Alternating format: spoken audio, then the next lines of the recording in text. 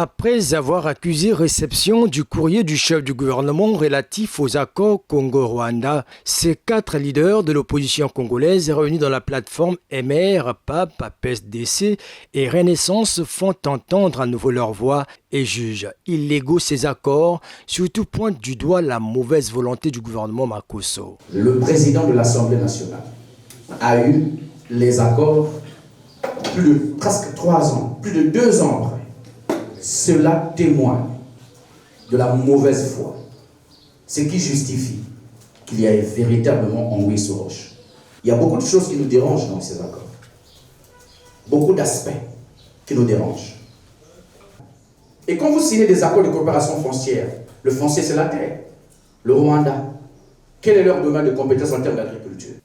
Est-ce que quand vous avez vu la liste publiée sur les 10 pays producteurs, les 10 pays les plus efficaces en termes d'agriculture en Afrique, vous avez vu le nom du Rwanda? Il faut dire que ce gouvernement a des problèmes de crédibilité. Il n'a pas bien posé le problème. Il y a un problème de fond. Et le problème de fond fait apparaître et fait comprendre aux Congolais qu'il y a un deal caché. Le problème, c'est lequel? L'ambassadeur rwandais dit qu'il est parti chercher des titres fonciers. Après ça, nous voyons une vidéo qui circule. C'est les Rwandais qui disent qu'une mission s'est rendue au Congo et a visité 2 terrains d'une superficie cumulée de 980 km². Clément Murassa, Destin Gavé, Jean-Pierre Anyangoy et Victor Onyongo, tous d'un commun accord face à la presse et leurs militants, ont rejeté en bloc ces accords qu'ils estiment dangereux pour le pays. Ces accords posent effectivement problème parce que ce sont des accords nocifs pour le peuple congolais.